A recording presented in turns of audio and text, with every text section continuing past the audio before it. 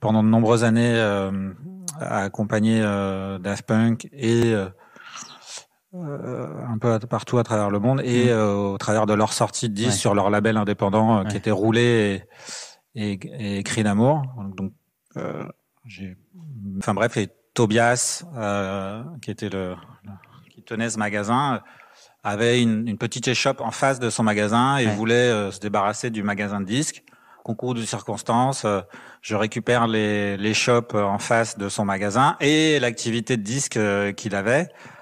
Et voilà, et je me lance à vendre des vinyles. À cette époque-là, les DJ, c'était il y a longtemps, 25 ans, les DJ utilisaient encore des vinyles. Alors je sais que certains croient que ça revient le vinyle. Enfin bref, aujourd'hui les gens ils s'achètent des vinyles de Rolling Stone et de Nirvana. Enfin bref. Mais à l'époque, il y avait beaucoup de disques de production, toutes les productions de clubs et se faisaient en vinyle. De house, c'était des vinyles, genre qui venaient de partout, qui venaient des États-Unis, d'Allemagne, d'Italie. Dès que je vendais de la musique de club pour tous les DJ parisiens, DJ Deep, Laurent Garnier, Yvan Smag à l'époque, et de fil en aiguille, j'ai un peu appris à gérer une petite entreprise. J'ai fait comme tout le monde, j'ai confondu la caisse avec son portefeuille. Non, pas ça, mais disons que confondu chiffre d'affaires et résultats. Voilà, c'est plutôt ça. Et non, mais après, c'est intéressant. Et il se trouve que dans les visites de cette clientèle, j'ai sympathisé avec deux garçons qui venaient de temps en temps, qui étaient Thomas Bangalter et Guy-Manuel de Homo Christo, qui étaient des clients de ma boutique à cette époque-là. Voilà, et de fil en aiguille, je tenais d'avoir aussi un mentor comment dirais-je, dans la prod, comment dirais-je, comment on appellerait ça, dans la personne du père de Thomas Bangalter, le robot argent, qui s'appelle Daniel Vanguard, qui lui était producteur de disques et a eu beaucoup de succès dans les années 70 avec des titres disco comme Kota One avec les Gibson Brothers. Il a vendu des millions de disques. Donc après, tout le monde apprenait le métier du disque, mais en même temps, il y avait aussi le papa de Thomas qui était là, présent, à donner des bons conseils. Il avait ouvert une grosse brèche déjà. Et qui aussi a accompagné son fils et le groupe de son fils pendant quelques années.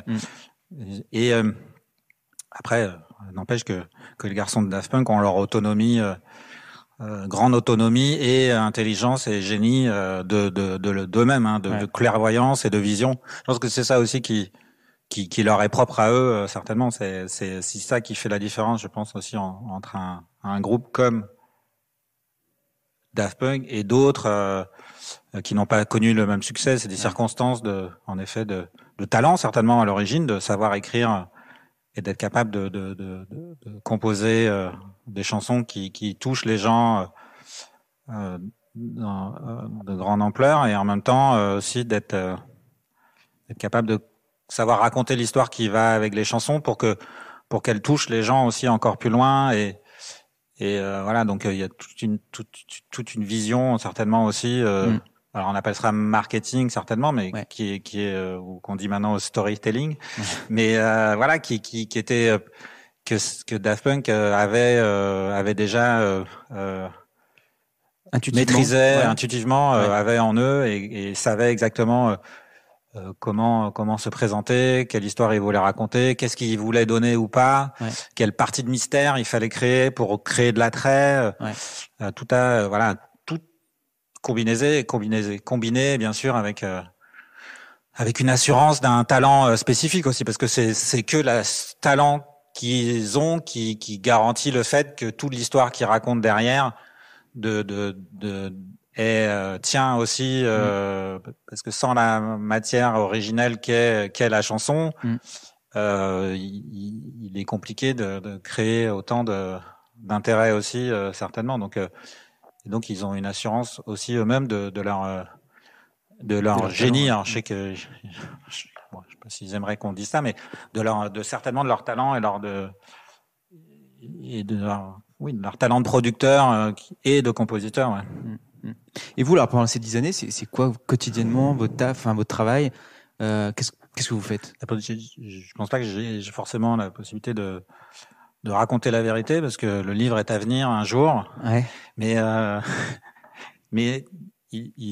voilà, après c'est du travail de maison de disques, mais dans un environnement très amical, voilà. Donc c'est pas il y a beaucoup de travail de la part de Thomas Guy-Manuel à écrire des chansons et à composer, et ensuite à nous d'une certaine manière d'aider à ce que ça se fasse et que les choses s'organisent autour et que ça fonctionne.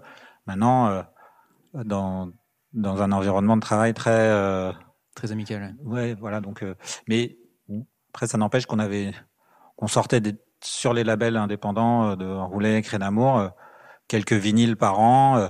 Voilà, donc c'était s'occuper d'installer une distribution, de permettre à des disques d'être distribués dans beaucoup de magasins indépendants à travers le monde.